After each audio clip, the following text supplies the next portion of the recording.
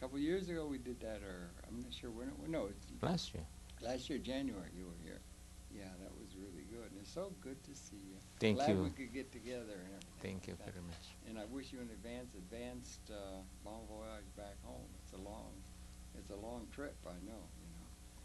But we can talk about some of the things we talked about before and then bring it up to date in terms of what's going on in the world now. And welcome very, very much to Conversation. It's a pleasure to welcome to the program a friend of mine, a friend of conversation, a friend of the world, that being Professor Sofyan Harahap. He's a professor of economics and accounting. He's coming out of an accounting background in Indonesia. You've been at the American Accounting Association meeting in Washington, where there were 1,000 economists from around accountants from around the world, and I know that's something you annually get involved with. And that was your background. You have a background in accounting, right? Right. Your academic background. Yes. Could you share a little of that? You took your degree at Adelaide, I think. I got my PhD degree in Adelaide, University of Adelaide, and my master's degree from Illinois at Chicago, all on accounting. And even in high school, also my background also in bookkeeping. Really? See, you had an inclination toward that from the beginning, right? Yes, I like business, so that is why the very useful discipline at the time is bookkeeping. So I went through those major. In a certain sense, it seems to me physics, the basic of physics is mathematics, and it would seem to me in a certain sense the basic principles involved in terms of business or our organization in a very real sense of the social economic structure of the world economy or national economies is accounting. It's a basic premise or a basic discipline in terms of all those questions, right? Accounting is about the information, measurement. So accounting try to provide management a very important information for decision making. Yes. So everything should be decided by using reliable data, and that is what the accounting provide. To the business, or I suppose people at a policy level too are sure. in those that kind of information by which they can design institutional structures and so forth. And it does come. Is there a basic like if one thinks about economics, you're also interested in economics. Yes. And your colleagues are, and you're from Indonesia, the largest Muslim country in the world. It's worth noting and so forth. But is there a basic philosophy, like in economics we have Adam Smith and we have Karl Marx and we have theoretical underpinnings to economic theory, and that economic theory informs the political and in a sense the business world. Is there a name or a system of accounting similar at a theoretical level in terms of accounting, which is equally significant in terms of those things as we think of our great economic philosophers and so forth? And what's the history of that? How can you put that in place, the economic side of that equation that informs the political and business world organization, if you understand what I mean? First of all, we have to recognize that the world economy has been existing before Adam Smith. Yeah, right. Sure. Yeah, there's Roman, Greek, Silk and Road. then Islamic civilization has formed the structure, the system of economics before Adam Smith written the books. Right. We tend to think of it beginning in the industrial age and so forth. Right. Modern economics is being Adam Smith forward. But, but in accounting, they had systems of keeping track of things in Nebuchadnezzar's time or in the Chinese civilizations 5,000 years ago. Yeah. In economics, any activities in economics should have accounting. Is it even in macroeconomics or macroeconomics? Right. Social accounting, microaccounting, because this is very important to give data or reliable information for people who decide policies.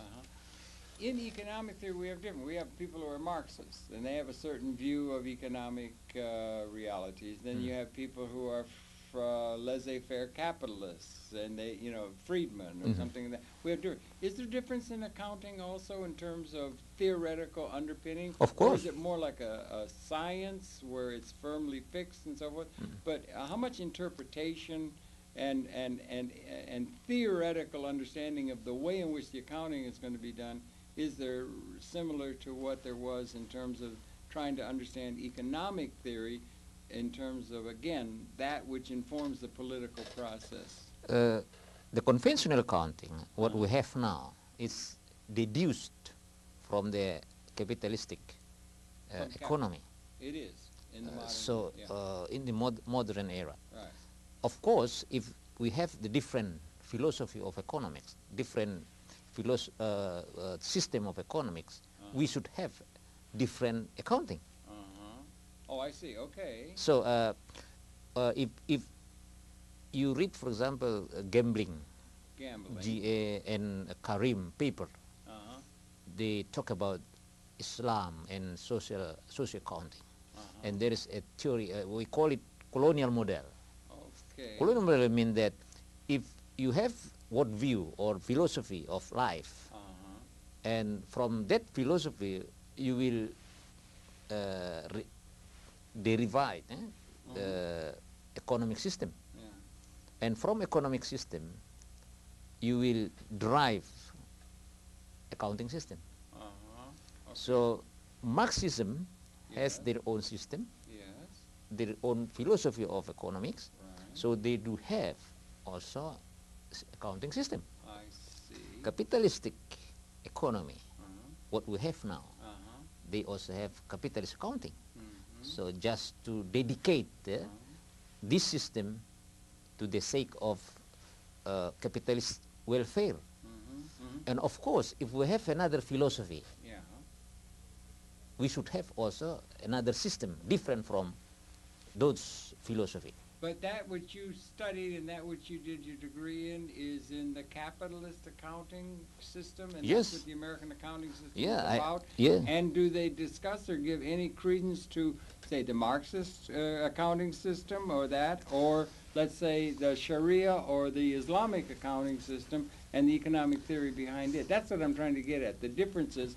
Because there's some people in the United States who think we have a system that's built for all ages, it's universally applicable, and that's not actually the case, right? That's what I'm trying to get at. You're right.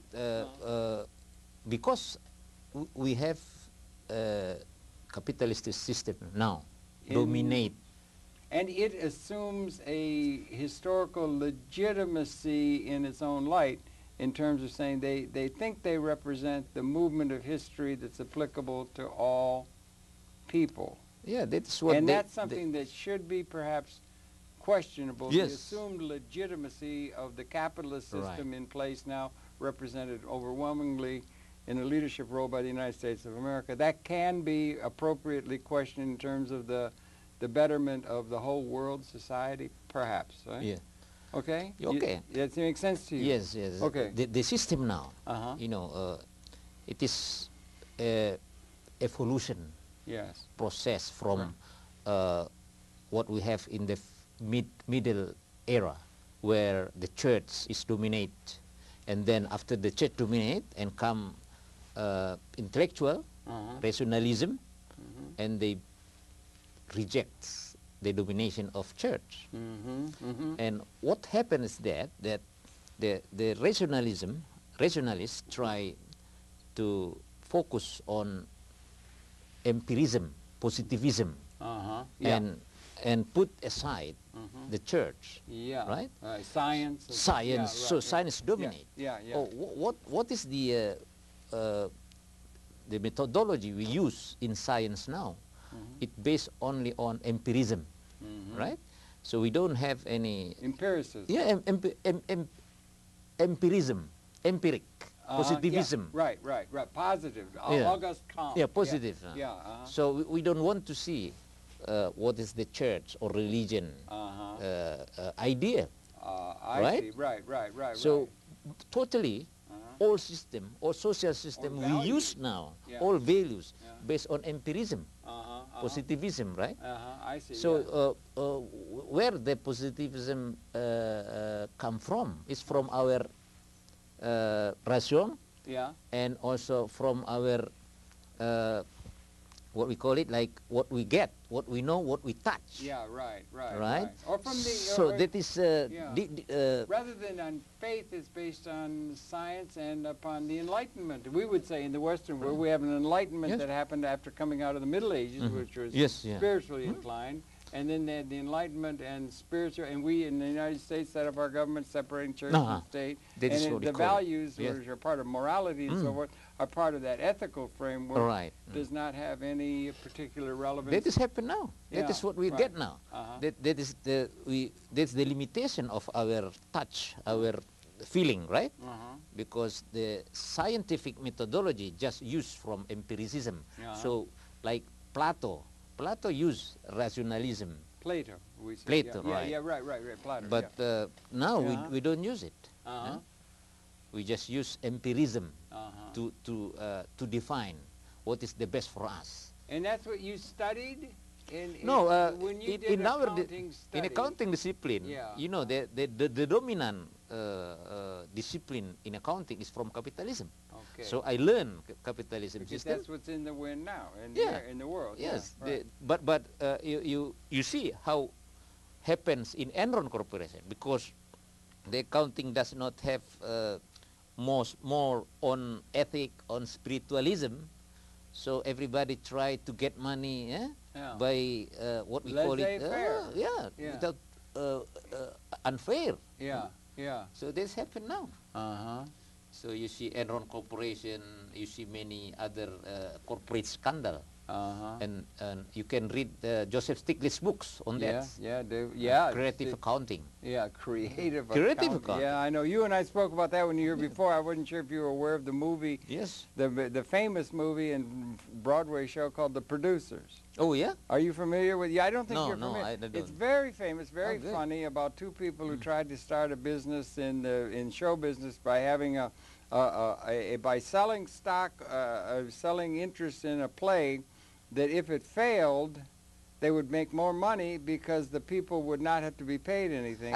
So they set up a creative accounting thing with Gene Wilder and Zero Mostel. It was really funny. It's one of the I should watch it. But it's creative accounting, and the creative accounting is something where people can push the rules a little bit or get a little advantage, and a great deal of accounting is Arthur Andersen went under with Enron, but they have other accounting firms, and that's what the accounting business is in the business. The accounting profession is in the business of gaining an advantage for their client in order to avoid taxes and that sort of thing, and it's very much an important part of doing business, right? Yes. That is the existing system. Okay. Now, what about the values? When you're talking about values, let's say because of the methodology, scientific methodology we use now, there's no value, no value laden. The spiritualism ethic is put aside. Because we cut the link. They're trying to make it scientific. They're trying to make economics and accounting scientific, rational, and apart from any other considerations in order to have a non-value laden reading of public policy. Just based on our capacity as a human, which is very limited. Very limited, you know. You can take a stick, for example, put in the water. What did you see? It gets twisted. Yes, but it's not actually the stick it's is optics. The stick is straight, but it looks straight. Bent. But you see not straight. Right. So that is the limitation of our eyes, right? Our view. So the system we define now based on this limitation. That is why what happened now, we see what happened in Third World, how the forests, illegal logging, you know, earthquake, tsunami, etc., etc., etc., based on rape the environment. As long as you can get a bottom line market return, then that's okay. And the values of the larger values, the ecology and so forth, goes out the window, or larger public concerns go out the window, values go out the window. Because capitalistics measure, the indicators in performance in capitalistic system is return, yield. They don't care about the environment. Or other, they call them externalities. They'll call them externalities. They don't matter. They don't know. Degrading the environment or anything of that sort of thing, or collectively concerned. Now we have this thing coming up very strongly. Global warming is becoming obviously recognized now, reluctantly by a lot of people, as being something that's very important. And you had that kind of thing. So that's very important. Then we have cultural differences around the world. We have a capitalist system here in the United States that claims legitimacy in a historical sense. And they would say, arguing from the standpoint of the United States, they have a great productive capability and so forth, that they were in a long twilight struggle with the Soviet Union and with a socialist pattern that was being established by the Soviet Union in a communist method, and that we defeated that in 1989, and that's the end. You're familiar, Mr. Fukuyama. Yeah, he's actually coming away from his connection to the neocons, but he said that that's the end of history. It's all over. That was the big fight between socialism and capitalism. Capitalism won, so now it's just the system of capitalism that's in place is the model for all the world, and it's appropriate, and it's the future, and it's the past, and it's the present, and it's legitimate in terms of the historical development of the whole society, political and economic society of this planet. And there are people who take exception to that theme of them saying that we have a system that's good for all the world for all time. Am I correct or not? And aren't there a number of Islamic scholars who take exception in to one that? Sense, in one sense, yes.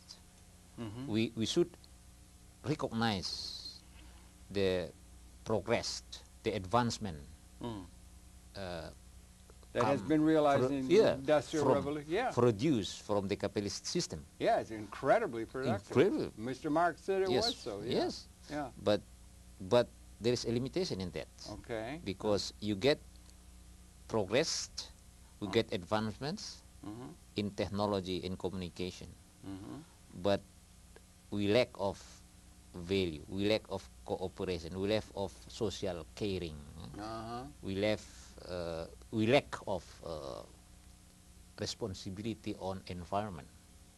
Oh, the externality. The externality. Yeah, right. And we lack of concern on other people. You can see how many people now under the substance level. That is why global program, Millennium. What's the name of the Professor Sach, Millennium Global? Right. The United Nations try to reduce the poverty 50% in 15 years. 15 years. So if we see in one side, especially from the view of American people, this is a very good advancement for American and for capitalists, but how about the others? How about the Africa? How about the other country who suffer of poverty? That could also be a metaphor. You're talking about parts of regions of the world, but it can also be within any one given society. The benefits all go to the relatively small class of people who own assets and have a system of collateral backing them up for investments that will pay for themselves out of their future earnings, and they get ever more wealthy, and the capital assets become more responsible for production in a ratio with labor through time, so that the concentration of real economic power is becoming greater and greater within any one given economy. Smaller group. That is what Marx says. Marx said that. Okay. Because the exploitation of many people under one small group. You're familiar with Paul Krugman, who writes on economics for the New York Times and so forth. He had an article in the paper a couple months ago. He was talking about growth in the American economy, and he said that the growth is not. It used to be that it would lift all boats, or they would, and the laissez-faire, they'll say, You got the super wealthy, the Gilded Age, and it'll lift all boats. It'll bring people up. And he said that the growth in the last couple of years, 4 years, I'm not sure what, but he said it didn't go only, the real growth didn't occur among even just the 1%. And it wasn't even 1/10 of 1%. The real growth occurred in the American economy, or the wealth, to the 1/100th of 1% is where the real growth occurred within the American economy here, so that you're getting a concentration of ownership and wealth and power within the American system that becomes almost like imperial or something like a dynastic state in Europe, feudal times or something, in terms of the people who own the assets and so forth. It is the fact, not only in America, but also in the world. Each country of the world, yeah. it's the case. You got a plutocratic few. Maybe give them 10%, 20%. They control everything. They have all the power, and they have all the economics, and they get more and more so. They live within gated communities. Not only economy, but also in politics. In politics, too, because sometimes the money... in religion also. Oh, well, the religion's another issue, but yeah, that is there, right. Yeah, they dominate the policy in religion. They do that also, because, it's the best... our Greg Pallas wrote, and he said, the best democracy, we call it a democracy, we have our election system and so on, the best democracy money can buy. It's all a big ad campaign that's done, either to coerce or convince people to do something. But you have that, but it's also the best religion money can buy, or anything else, because the money is applied to all aspects of the money things. become God, quote unquote. Money become God. Malak. Malak, you correct? Yeah. Money become God. God. So you can do anything, what you want with money. Right, and that becomes the thing, and that it is not, in a certain sense, it's not. First of all, at one level, it's not just. Yeah, of course. That's one level, because people, your ethical systems, religious systems, other people, Jesus, Buddha, Hindus, or Prophet Muhammad, or whatever, they've always been arguing through the ages for help the least among you, take care of the the more vulnerable, do these kind of things. They had these ethical principles that were emanating of our spiritual traditions, or in the name of justice, because it was a just and charitable and good thing to do, that kind of thing.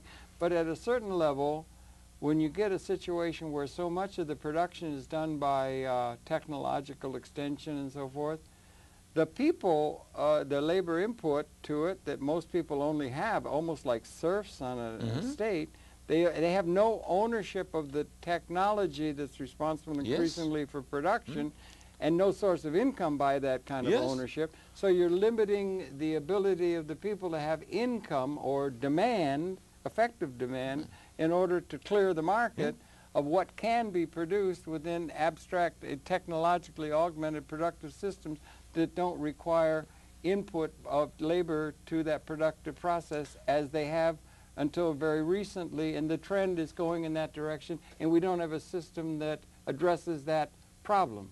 That is the systemic, systemic problem. Capitalistic system. So they try to put the labor depend on them. They put what? Depend. Yeah. Depend on them. Depend on capitalists. So it is for the benefit of them. Because if the labor weak, they will dominate. And they can reduce the cost. By using new technology. And this is the relevance of binary economy. Well, you say binary economics. That's something. It's very interesting to me, and we're sitting here, we're friends and everything, but it's very interesting to me because that's a system of economic theory that, in a certain sense, stands outside of the body of virtually all traditional economic theory from Adam Smith to Ricardo to Marshall to Schumpeter to Marx, Schumpeter, Van Hayek, Friedman, Mundell, supply side, all of that thinking. It seems to be it doesn't occur to the people within that realm. It doesn't matter in terms of that tradition, neoclassical, classical model. It doesn't matter who owns the wealth.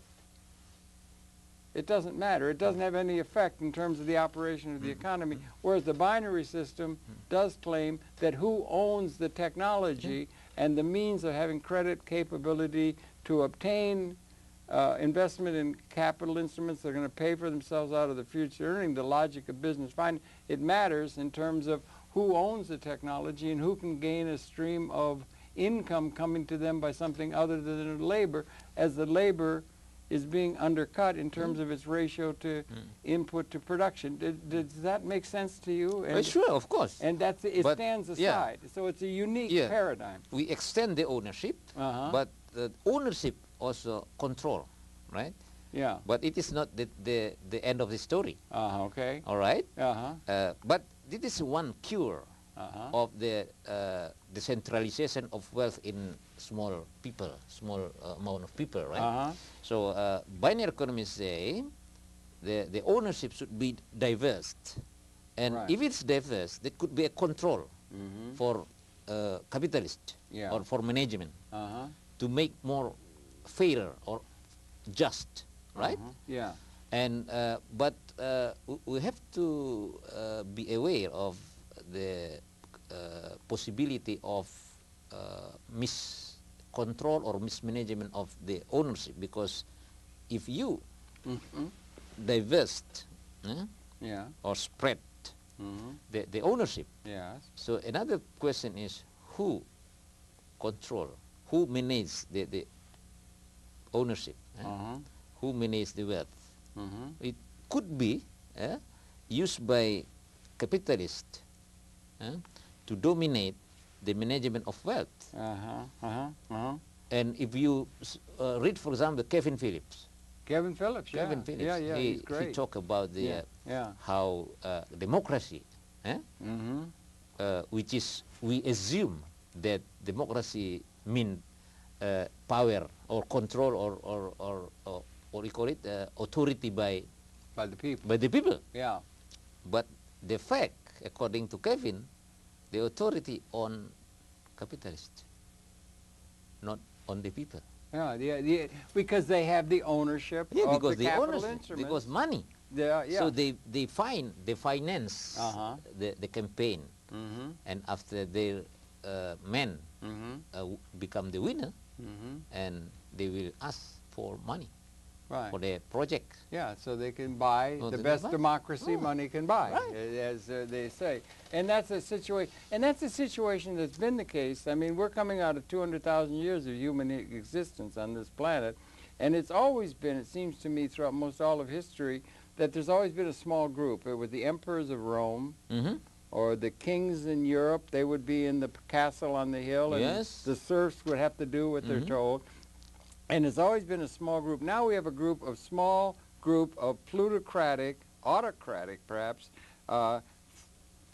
capitalists who own that which is more and more responsible for production, capital instruments embodied in corporate stock and so forth. That's all narrowly held, very narrowly held by a small group of people, and it's very much not at all a democracy that we have, and it is argued against by many people that the trends are wrong and that it is not in any kind of way democratic or just in terms of the requirements of ethical systems and so forth. That's one argument. The other argument is it's so inefficient to have so many people that do not have the buying capability to buy what is able to be produced by increasingly capital-intensive production systems.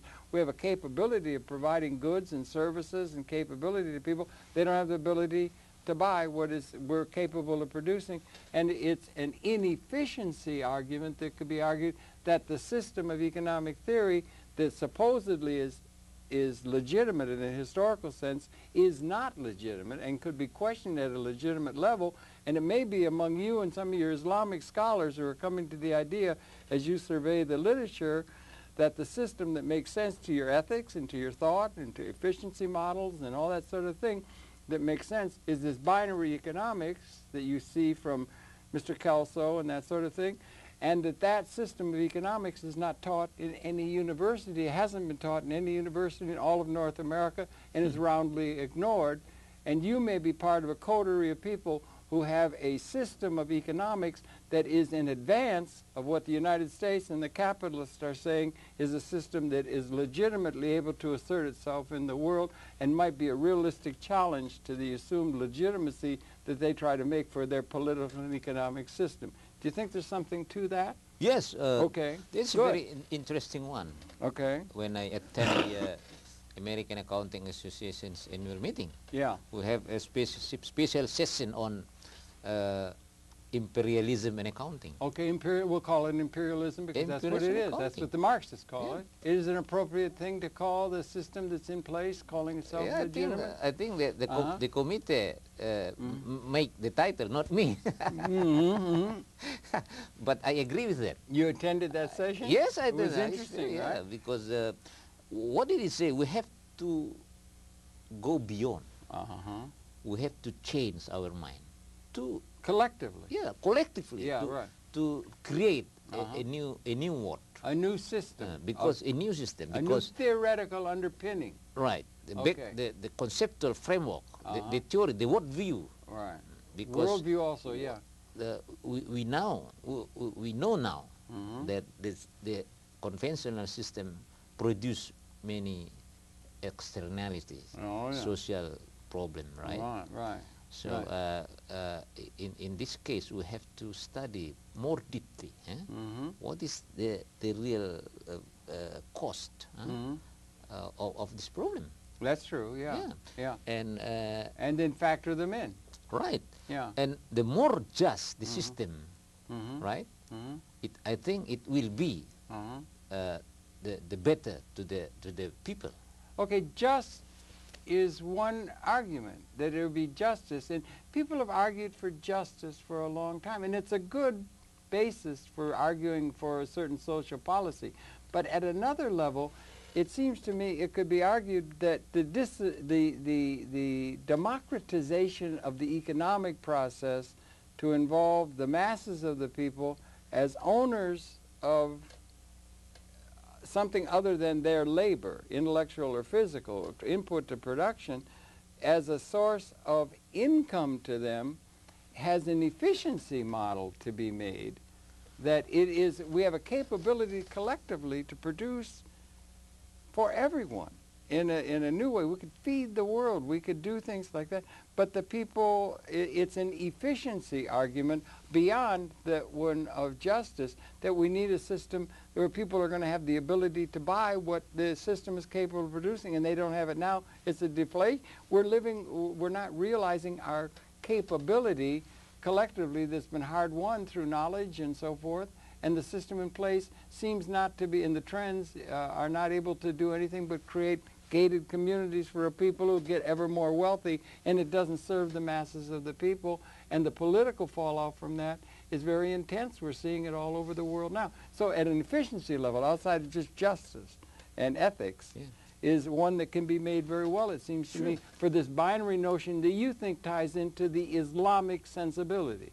I think it is 1.4 billion Muslims in the world as an important political force, and they may be coming up with an economic theory that can challenge the basic assumptions by which the United States-backed system is asserting itself all over the world, including in Lebanon now, as you and I speak. But that's what I'm trying to make the point of. I think we have to understand that the existing system right. does not based on collectivism, right. cooperation. Right. It is based on individualism, egoism.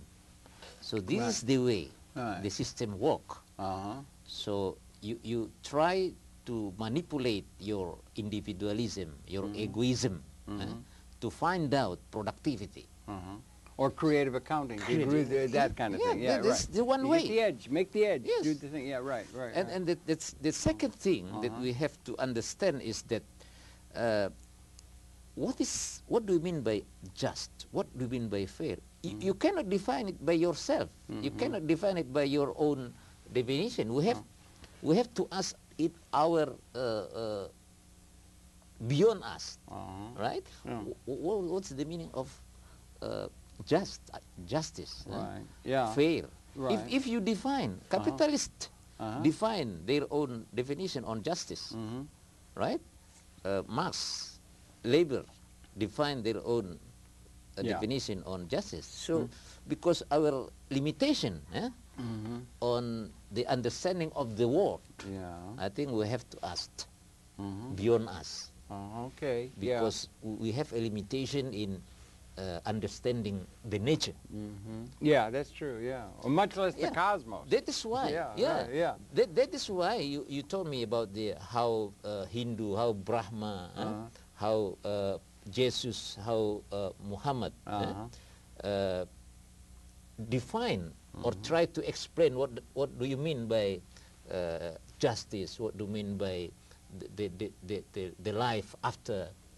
So they don't think it by their own mind, right? Yeah. They got it from others.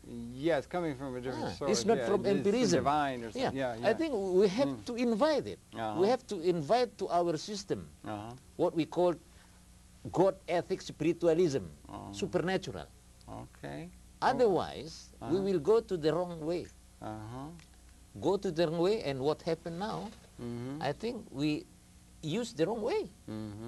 Because we see the impact, the negative impact of the system, even though we recognize there are a lot of positive, great, there's great been performance. Right. But it's reached a point where maybe it's met its own contradictions, inherent contradictions in terms of things.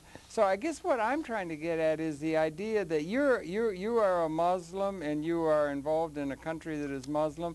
We have a world, we have 1.4, 1.5 billion Muslims in the world. Indonesia is the largest country. And then we have a great clash. Mr. Samuelson says we're having a clash of civilizations. And one core group is the Muslim community, a very diverse community, all the way from Indonesia to Mauritania.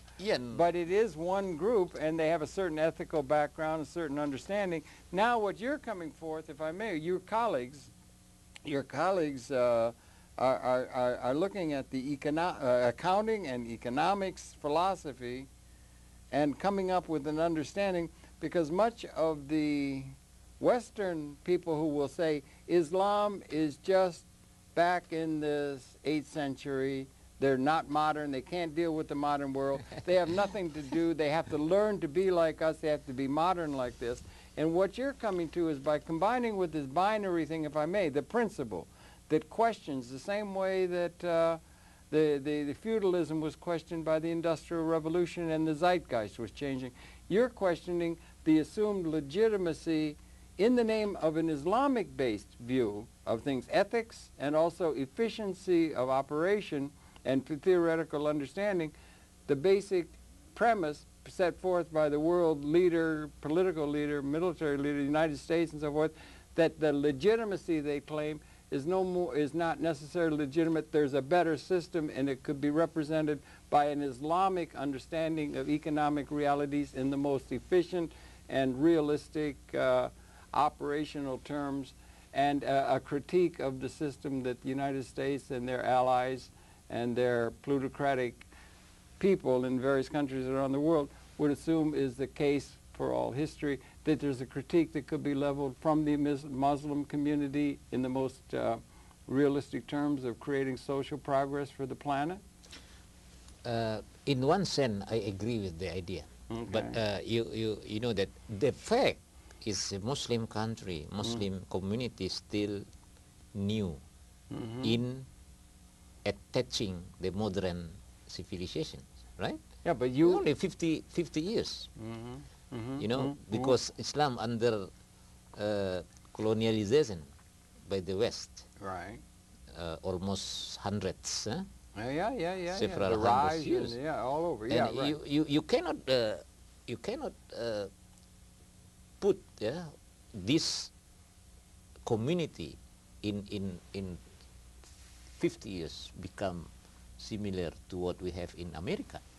Not in America, that you've got something that is better and advanced to what is being put forth by America, even though America has gone quickly and so forth. But that which they're claiming has fatal flaws, and a system that you and your colleagues from a Muslim perspective is something that is better than what they're claiming is for all time. Yeah, but and challenging them at a theoretical level effectively, not in the name of some sort of a spiritual thing even necessarily, but just cold-hearted efficiency and what the planet needs. You have an answer for what the planet needs that they do not have. They do not have a vision that's adequate to what the future requires, and that vision may be coming from the Muslim community, which they deride as just backward.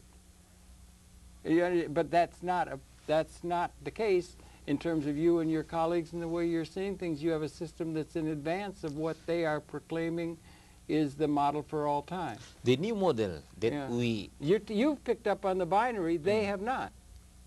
Yeah, yeah. Muslims are picking up on binary thinking, because which is an advance.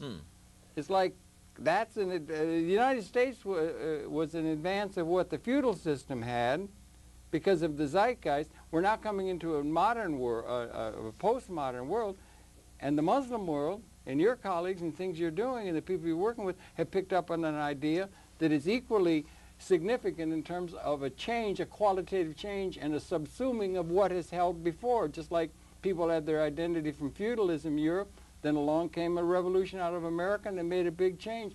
The Muslim world is now presenting a challenge to the assumed legitimacy, the same way we've made an assumption to the crowned heads of Europe coming out of 800 years of feudal rule. And yeah. Do you understand what I'm saying? It's a critique in our view, historically interesting and relevant and should be recognized. We have to study history. In our view, anywhere the truth come, we will adapt. Yeah, right.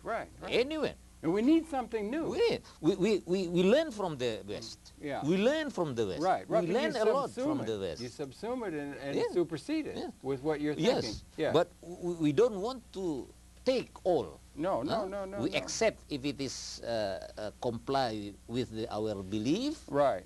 Belief come from one side from the God and one side from the social phenomena. Right. Which is selected by the social process.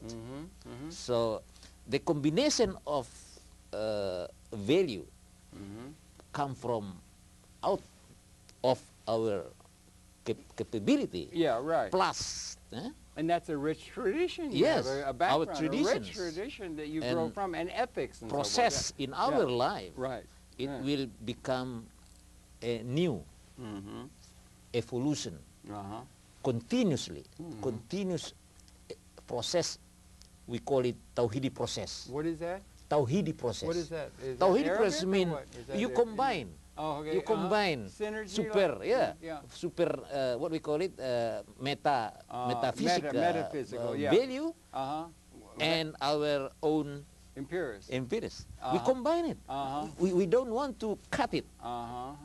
It is synergy because you know we have a limitation in understanding the nature, understanding the what. Absolutely. So we learn from our God. Yeah. We learn it, and it has become corridor to measure, to become yardstick. Which one is wrong? Which one is good? So that is the criteria for us. So we don't. So you're not fundamentalist either. You're not fundamentalist spiritual. No. You're not fundamentalist secular. No. You're not fundamental. It's a synergy. And that there should be an opening upon all parties. Behavioral systems unpredicted by the sum of its parts. Right. There's something resonatingly more than that's in keeping with modern physics. Right. And it's also in keeping with the need of a new economic theory that is not advanced by the Western model. You cannot stand alone in this world. You cannot what? Cannot stand alone. Right. You have to cooperate with others. Yeah. That is actually what Darwin say. Darwin did. Darwin. Yeah, actually, Theory, evolution. Yeah. So we go become better. But you cannot go becoming better just by you alone. Yeah, nor can you others. just do it better by having the few capitalists get better and better all the time, and it doesn't lift all boats, and it doesn't bring up the society, and it's so inefficient. The system that they're proclaiming is so dear to their hearts but is not workable, it is not, I mean the West, I mean. It is not a model worthy of emulation by the rest of the world. There has to be a challenge to that from someplace, and it might be coming from Islam. Yeah. Yes. As a Muslim, yes. I learned from the West. I got my degree in US and in Australia. I learned a lot. I open mind for the new phenomena, new knowledge. And I guess, I think, the West also don't claim that what they own knowledge is only only for them and only the truth. Oh, the only truth. They do think it's the only. They're trying to say it's the only. They are fundamentalists. They are fundamentalists, and they're not opening an alternative. It is your word, not me. Yeah. No. But I think you think, and that's the danger. That's a danger in the world because they do not have a system that is going to work. Yeah. Something new is needed. There is no control. And where is it going to come from? Where is it going to? It might be coming from the Islamic world, which they deride as backward. Because they're not. Do you understand what I'm saying? Yes. Now, your Islamic world, 1.4 billion people like that. I wonder we could talk about. Is there a linkage in your thinking if the Muslim or Islamic world comes forth with something really critical and scientifically critical of the system being asserted at the most basic level, that would be something. Is there an identity that you feel, if I may, just at a level? You're Indonesian, Muslim is there, there are Muslims. Do you feel an identity with the broader Muslim world? There are great differences. There's 250 million Arabs are different than Indonesia. That is our problem. But at what level do you feel an identity, a common identity with your fellow Muslims, let's say in Mauritania or in Iraq or in Libya or in, you know what I'm saying? How much is there a sense There's a big problem in our community because we have a diverse quality of human, quality of knowledge among cultural differences. Cultural differences. Colonial perception. Also? Yeah, right. Perception. Right.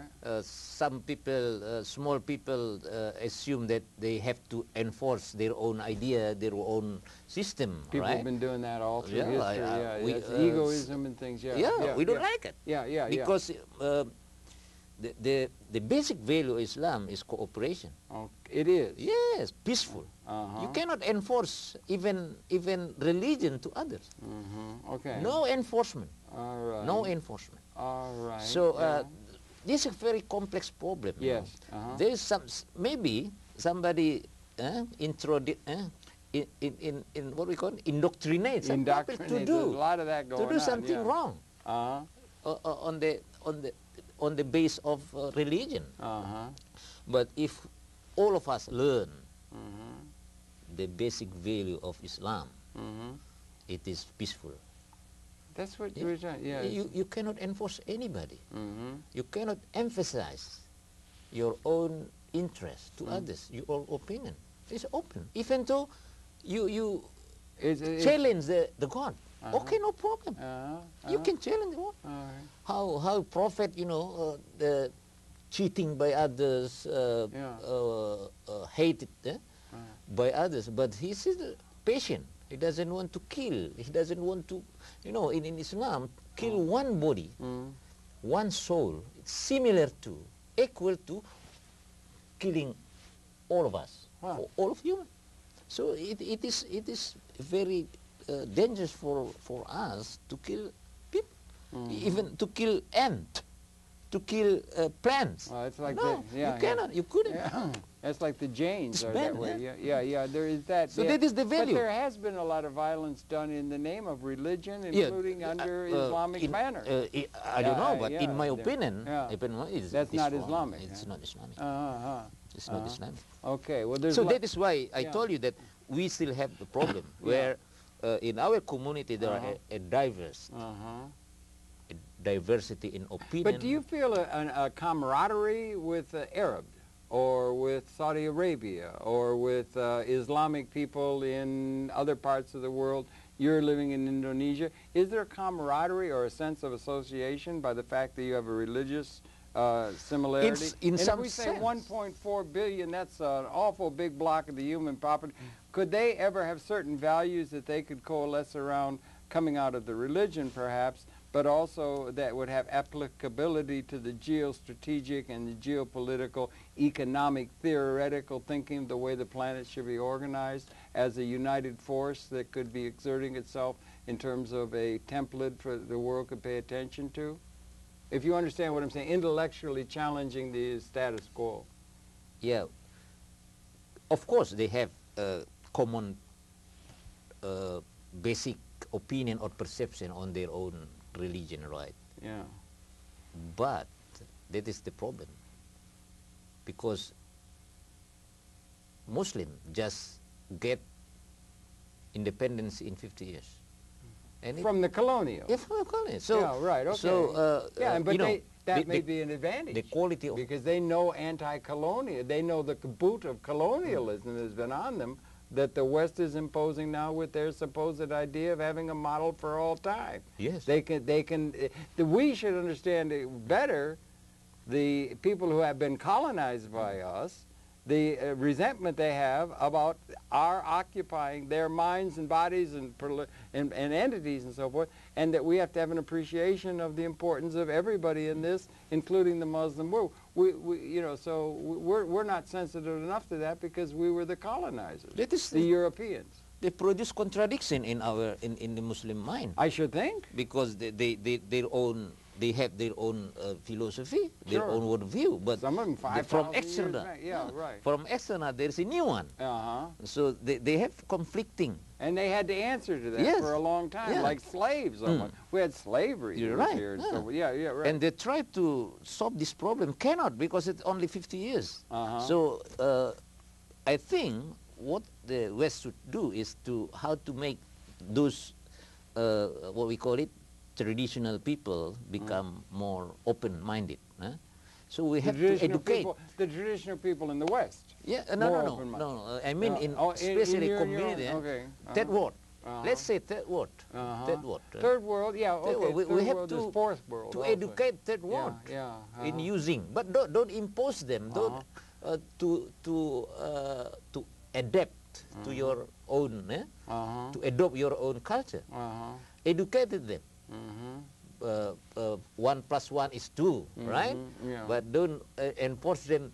You have to drink this. You have to eat same as mine.